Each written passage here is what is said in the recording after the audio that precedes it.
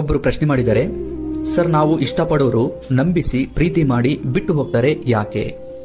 ಈ ಪ್ರಶ್ನೆಗೆ ಉತ್ತರ ಕೊಡ್ತೀನಿ. ಅದಕ್ಕೂ ಮುಂಚೆ ಇದ್ರ ಬಗ್ಗೆ ತಿಳ್ಕೊಳ್ಳೋದ್ರಿಂದ ಏನು ಉಪಯೋಗ, ಏನು ಲಾಭ ನೋಡಿ. ಕೆಲವೊಂದನ್ನ ಕೆದಕಬಾರ್ದು.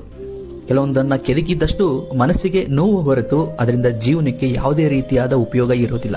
ಮೋಸ ಮಾಡಿ ಕೈ ಕೊಟ್ಟು ಹೋಗಿದ್ದಾರೆ ಅಂದ್ರೆ ಇದಕ್ಕೆ ಅವಕಾಶ ಕೊಟ್ಟೋರು ಯಾರು? ಮೊದಲು ನಾವು ಯಾವಾಗ್ಲೂ ಹೇಳ್ತಿರ್ತೀವಿ, ಅವ್ರು ನಂಬಿಸಿ ಮೋಸ ಮಾಡಿದ್ರು ಬಿಟ್ಟೋದ್ರು ಅಂತ ಹೇಳಿ. ಅವ್ರ ತಪ್ಪು ಇದೆ ನಿಜ. ಫಸ್ಟ್ ಅದಕ್ಕೆ ಅವಕಾಶ ಕೊಟ್ಟಿರೋದು ನಾವು ಆಗಿರೋದ್ರಿಂದ ಫಸ್ಟ್ ನಮ್ ತಪ್ಪಿರುತ್ತೆ. ಒಬ್ಬರನ್ನ ಹಚ್ಕೊಂತಿದೀವಿ ಅಂದ್ರೆ ತುಂಬಾನೇ ಯೋಚನೆ ಮಾಡಬೇಕಾಗುತ್ತೆ. ಮತ್ತೆ ನಾವು ಆ ಸಮಯದಲ್ಲಿ ಬುದ್ಧಿವಂತರು ಕೂಡ ಆಗ್ಬೇಕು. ಯಾರೋ ಲೈಫಲ್ಲಿ ಬಂದ್ರು, ಅವ್ರನ್ನ ನಾವು ನಂಬಿದ್ವಿ, ಬಿಟ್ಟೋದ್ಮೇಲೆ ಅವ್ರ ಬಗ್ಗೆನೇ ಯೋಚನೆ ಮಾಡ್ಕೊಂತ ಕುತ್ಕೊಳ್ಳೋದು ಮೂರ್ಖತನ. ಬಿಟ್ಟೋದರು ಚೆನ್ನಾಗೇ ಇರ್ತಾರೆ. ಹಾಗಿದ್ದಾಗ ಅವ್ರ ಬಗ್ಗೆನೇ ನಾವು ಯಾಕೆ ಯೋಚನೆ ಮಾಡಬೇಕು? ಏನಾದ್ರೂ ಉಪಯೋಗ ಇದೆಯಾ? ಜೀವನಕ್ಕೆ